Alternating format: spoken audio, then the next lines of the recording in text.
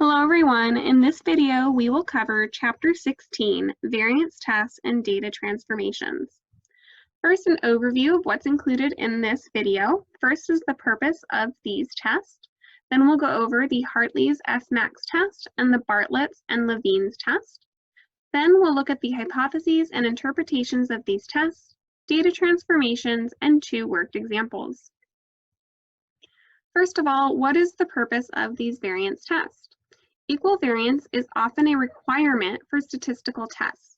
We saw this in Chapter 13 with the student's t-test, and we will see this in Chapter 17 with ANOVAs. When we're comparing variances of more than two groups in a problem, we need to keep alpha at less than or equal to 0.05. When we do multiple pairwise tests, we compound the type 1 error rate, and this leads to biased results with different alpha and p-values that are hard to compare and keep track of. So it's preferable to use one of these three variance tests that we'll be discussing rather than multiple pairwise tests. All three of these tests test the null hypothesis that all the variances in all the groups in the problem are equal. The alternative hypothesis to this is that at least one of these variants differs. If the variances are not equal among all of the groups, we must use data transformations, test the transformed data again for equal variance until we find a set of data with equal variances that we can proceed with our statistical test. The first type of variance test we'll talk about is Hartley's F-max test. This is similar to the F-test we saw in Chapter 12, but it's different because we are using multiple samples or groups in one problem. To find the calculated F-max value, we calculate the variance of each group. We then divide the largest variance by the smallest variance. To find the critical F-max value, we use a new table that is on page 280 of your lab manual.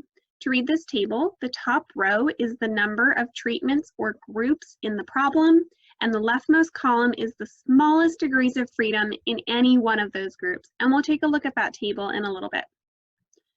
However, the Bartlett's and Levine's tests are much more useful than the F-max test, and we'll spend more time on those in R because they are very complicated to perform in Excel, and we have the tool of R, so we will use it.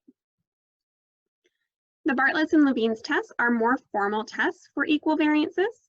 The Bartlett's test is more sensitive with non-normal data than Levine's test, so typically we use Levine's test as the preferred test for equal variances. As I mentioned, we will only be doing these tests in R. The hypotheses and interpretations of these tests are the same no matter which test you use. The null hypothesis is that all the variances for all the different groups, no matter how many there are, 3, 4, 5, or 100, they're all equal. The alternative hypothesis is that at least two of those variances are not equal. Another way to say that is at least one variance is different. The interpretations of this test, if the calculated value is less than the critical value in the F-max test, or the p-value is greater than alpha in the Bartlett's or Levine's test, we accept the null hypothesis and assume that the variances are equal. We can proceed with the data to the statistical test. On the other hand, if the calculated value is greater than the critical value, or the p-value is less than alpha, we reject our null hypothesis and conclude that the variances are not equal. Therefore, we have to transform the data, test it again until the variances are equal, so we can use that data with the statistical test. Data transformations are used when we find that the sample variances are not equal, or from rejecting that null hypothesis. These data transformations transform each data point using the same function. Some examples of this are squaring the data points, taking the square root, the inverse, or the natural log. With measurement data, we typically use log or natural log of each data point to transform. For proportion data, such as with binomial, we typically use the arc sign, which is the inverse sign of the square root of each variable. Once we've transformed the data, we perform the same variance test again on that transformed data. We use the same comparison of our p-value with alpha to determine if the transformed data has equal variances and can be used with downstream statistical tests, or if the p-value is less than alpha, if we need to choose a different transformation and try again. With that said, we're going to go ahead and go into our worked examples.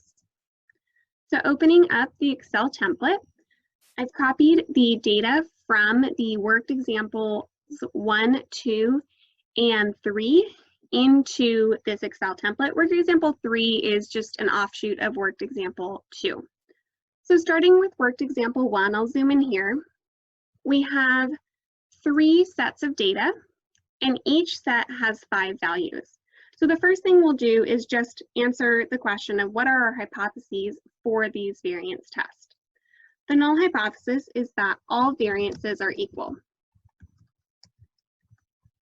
The alternative is at least one variance differs. First thing we'll do is the F-max test. Even though this isn't the recommended test because the Bartlett's and Levine's tests are much faster and more powerful, we'll still do that example here in Excel. To find the calculated F-max value, we need to compare the largest variance for all the data to the smallest variance for all the data. So I've left a row open here to calculate the variance for each set, and we'll do that using the var.s function. Selecting the data in that set and pressing enter, we have a variance of 2.5 for the first set, and we'll expand this function to sets 2 and 3. Now we could take a look at this and just find the largest and smallest variance, but we can also use Excel to help us do that instead of relying on our own eyes. And to do that, in the calculated F-max value cell, we'll use the max function and highlight those 3 variances, close the parentheses, and divide by using the min function on the same set of values. So we have the maximum of these values divided by the minimum of these values. Here we get a calculated F-max value of 2.6. I've already entered the critical F-max value of 15.5, and I'll show you how we got that from the table in the lab manual. This is page 280 of the table of the lab manual, and it has the table of F-max values. So this is different than the table of F-crit values that we saw before. As I mentioned in the PowerPoint, the table is read a little bit differently. This top row is the number of treatments, or groups is another way to think of that. And in this example, we have 3 groups. So the row we're going to be looking at is this for 3 groups. Then the first column tells us the degrees of freedom, and we use the smallest degrees of freedom. Here, all of our sets have 5 values, which would give us a degrees of freedom of 4. If, however, one group had only 4 values, the smallest degrees of freedom would then be 3, and we would use 3. But here we have the same for all, so we'll use degrees of freedom of 4. So we have 3 groups, 4 degrees of freedom, so an F-max crit value of 15.5. When we compare our calculated value to our critical value, we see that the crit is greater than the calc. This would tell us to accept our null hypothesis that the variances are equal, which means we could go ahead and use this data with whatever statistical test we would like to do next. The next thing we're going to do is look at how to do these Bartlett's and Levine's tests in R, because like I said, they're very complicated in Excel and too time consuming, and doing these tests in R are just one line. So before we go into R, we need to save this data into a CSV, and this is important because this is going to look slightly different than the CSVs we saved before. I'm going to go ahead and copy all of the data, excluding the variances, and make a new Excel file. I'm going to paste it here. Let me zoom in one more time. And this time we need to tell R that all 5 of these values are associated with set number 1. We also need to tell it that all 5 of these values are with set 2 and these 5 are with set 3. So the way we're going to set this CSV up, I'm going to cut this data. I'm going to paste it right here, just separated from the rest of the group. And like I said, all 5 of these are associated with set 1. So I'm going to copy set 1, highlight all 5 of these cells next to the data, and Control V to paste. So set 1 is associated with each of these 5 values. I'm going to do the same thing for sets 2 and 3. So cutting and pasting the data, and then copying and pasting set 2 for all of the cells next to the data. And the same thing for set 3, cutting and pasting and copying and pasting. I'm going to highlight these empty columns. I'm going to right click and press delete, or you can come up to the top and press delete here. As always, we want to have column names for these 2 columns when we read this into R. I'll just call the first one set and the second one I'll call value. I'm going to save this CSV file. And as always for the videos, I'm going to go ahead and save this to my desktop. And this one I will call worked example 1. And as always, saving that as a CSV file, comma delimited or comma separated values, depending on which type of laptop or computer you're using. Saving this file as a CSV. Now we have the data, we can go into our studio. And as always, we want to do all of our work in a new R script rather than down here in the console. The first thing we need to do is load in our data. And I'm going to space down just a couple of lines because there will be a new package we need to load in for Levine's test, but I'll show that to you when we get there. So I'm just going to call this data, and we'll use read CSV. And I need to read in worked example 1. I have no matches right now because I need to set my working directory to my desktop. So let's do that. Opening that up. Now we are in the desktop folder. So now when I start typing in worked example 1, it should pop right up. There is a column name, so we use header equals true. And when I run that line and I use head of data, it should show me exactly what we input in the CSV file. Since this is also a pretty small file, I'm going to go ahead and just run the command for data so I can see the whole thing. So I have set 1, I have 5 rows of set 1, 5 rows of set 2, and 5 rows of set 3, which is what I expected. The next thing I'll do is run the Bartlett's test. The Bartlett test is in base R, so we don't have to load any other libraries in. The command for Bartlett's test is bartlett.test. And the bartlett.test function takes 2 arguments. The first argument is the actual numbers, the values. So to call that, we need to use the object data with the $ for the column, and we want the values first. The second argument tells the Bartlett test what the sets or groups are for this data. So to call that, we'll use the object data with the $ and set. When we run this test, it's a pretty small output, and it tells us the Bartlett's chi-squared value, the degrees of freedom, and the p-value. The only thing we need to worry about here is the p-value, which is 0.6186, which is greater than 0.05, which would also tell us to accept the null hypothesis, just like the Fmax test did in Excel. We're now going to run the Levine's test, but before we do that, we have to install a new package called car.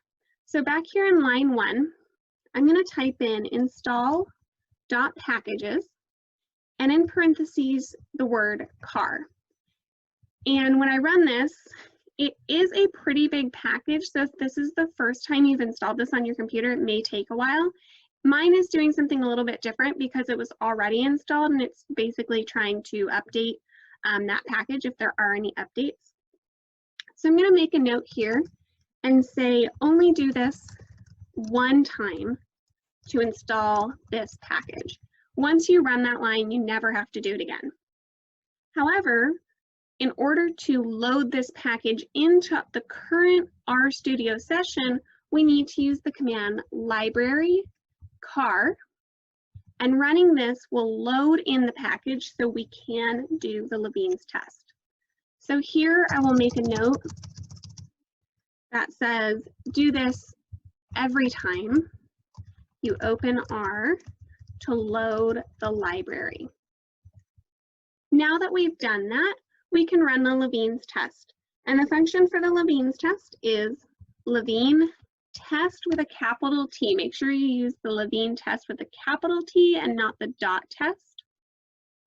And similar to the Bartlett test, we need 2 arguments, and they're actually the exact same as the Bartlett test. So we're going to go ahead and copy this data with value and data with set into the parentheses, and I'll run that line, and we have another short output here. All we need to focus on is the p-value, which is here, 0.804.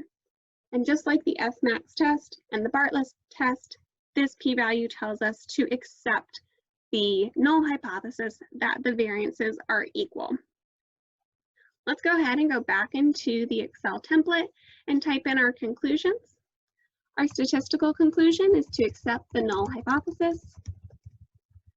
So our biological is that the variances are all equal. Before we move on to worked example 2, I'm going to go back into R and show you how to transform this data in several different ways that'll be useful for when the p-value is less than alpha and we have to reject the null hypothesis for any of these tests.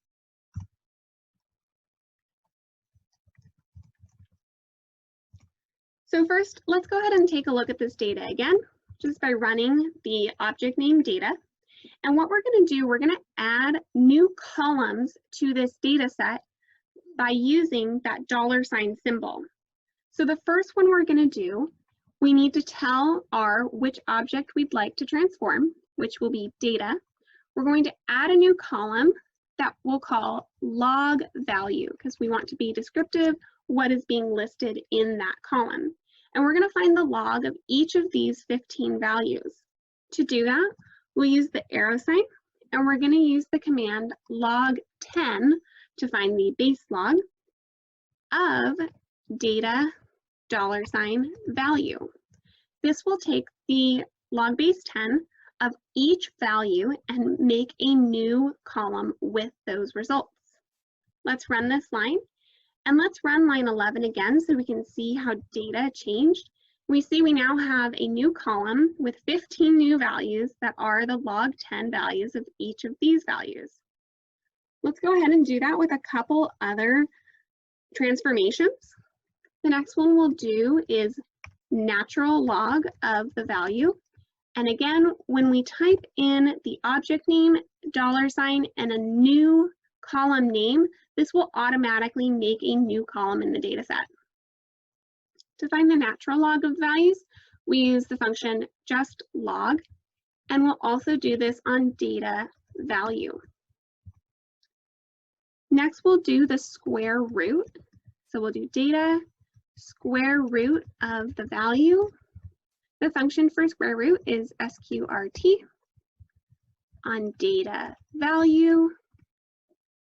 And I am running each of these commands after I type them in. And the last one I'll do here is the inverse of the value. And this will be 1 divided by data value. Let's go ahead and take a look at the data frame now. Now we have 4 new rows. We have the log, natural log, square root, and inverse, all of this value. We could perform the Bartlett or Levine's test on any of these columns and determine if they were suitable to go on with different statistical tests. In this case, we didn't have to because the original data did have equal variances. Now that we've talked about how to transform these data in R, let's go back to the Excel template to take a look at worked example 2. Worked example 2 just has another set of data with 3 sets and 5 values each. And we'll go ahead and go through each of these steps again using the Fmax test in Excel, then Bartlett's and Levine's in R, and then we'll look at the transformations as well. So starting with the hypotheses, they are the same as the first example, so I'm just going to go ahead and copy them here. The null hypothesis is that the variances of these three sets will all be equal. The alternative is that at least one of them differs from the others. To calculate the calculated Fmax value, we need to find the variance of each set using var.s. And we'll drag and drop that calculation. And to find the calculated Fmax value, we'll use max from this range of these three values divided by min of the same range. And again, that seems kind of silly for only three values, but it could be much more useful if we had many more sets or groups to look at. So here we have a calculated value that is much greater than the critical value, and this would tell us to reject the null hypothesis, which means that this data does not have equal variances and it needs to be transformed. Really quickly, we will do a transformation in Excel just to show you that it's possible to do this entire test in Excel. But again, it is much faster and easier to do this in R. So let's say we have the rejected hypothesis, null hypothesis, so we want to transform it. So one transformation we can do is square root, and there are different methods to choosing one, but generally it's trial and error. So I've made a table here with a label for transform values. So I'm going to go ahead and do the square root of this value, and this table is the same here, and we can just ignore that for now. And I copy that cell, select all of the cells in this table and paste, and now we have the square root of every value from the original data. And then the same thing, we're going to calculate the variance of each set and find the Fmax calculated value by doing maximum of those variances divided by minimum of those variances. And now we have a calculated value that is less than a critical value. So in this case, we would accept the null hypothesis and that variances of this transformed data, the square root of these data, are equal. So I'm going to go ahead and type that here. Being careful to note that the variances of the transformed data are equal. The variances of the non-transformed data are not equal because our calculated value was greater than our critical value. So let's go ahead and write that conclusion here before we jump into R. So again, for this non-transformed data, we rejected the null hypothesis, which means that the variances are not equal, must transform. And sorry, that doesn't quite fit in there. Let's go ahead and look at how we do this in R one more time. There are two ways we could look at this. If you already did the Fmax test and saw that these values, these variances were not equal and you transformed, you could go ahead and copy the transformed data into a worksheet and load that into R. But again, I really strongly encourage you to use R from the start. So we're going to start with that original data. And we're going to do a new workbook, paste that in, and just as before, I'm going to cut this data and copy the set name or number right next to it for each value. And hopefully with some practice that this becomes very easy and fast for you to do if it isn't already. And again, we want to remove these now empty rows by highlighting all of them and clicking delete. And then we'll give these columns some names, set and value, just as before. And we'll save this file again on my desktop, and I'll call it worked example 2. The file type again is a CSV. All right, let's go ahead and go back into R. And I'll make some space here and call this worked example 2. The first thing we have to do is read in the data. This one I'm going to call data 2. We use the read CSV function. Worked example 2, I use the arrow key to select and the tab to fill in the rest of that name. And we do have column names or a header, so we have to set header to true. Take a look at data 2. We have our 15 values, sets 1 through 3.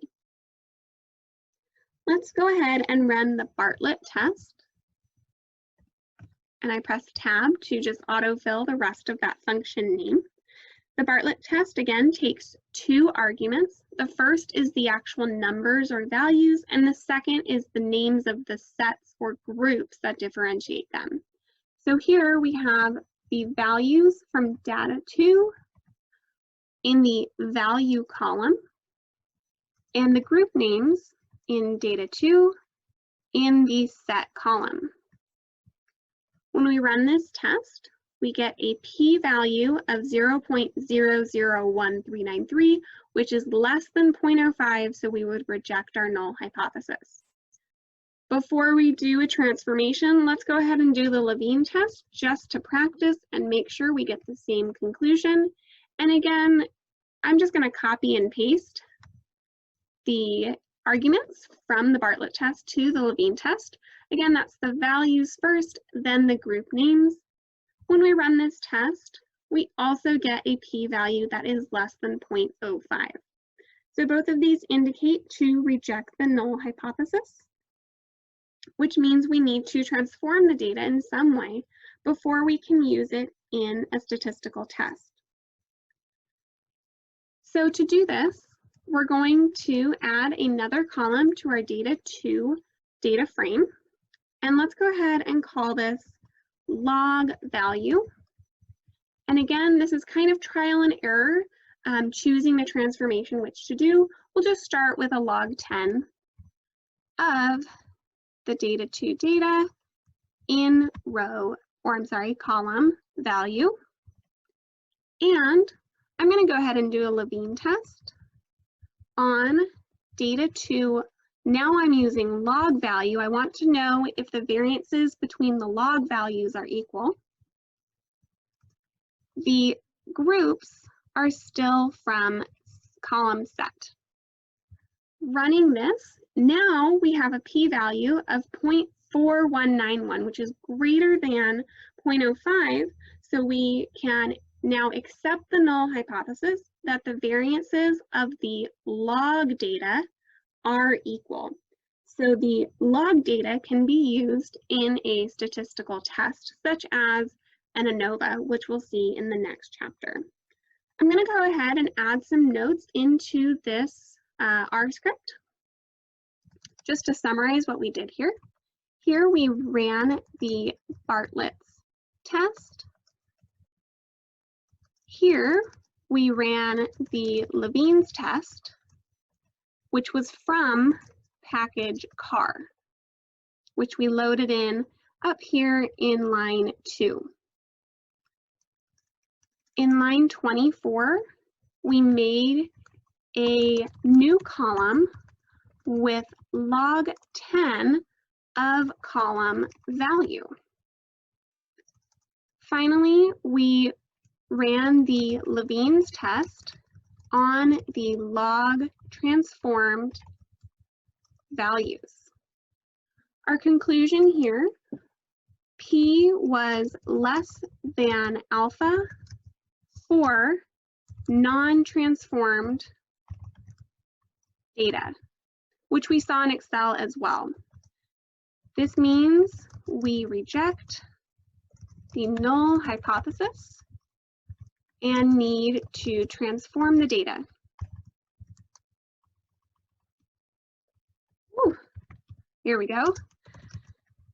We did a log 10 transformation and ran the Levine's test again.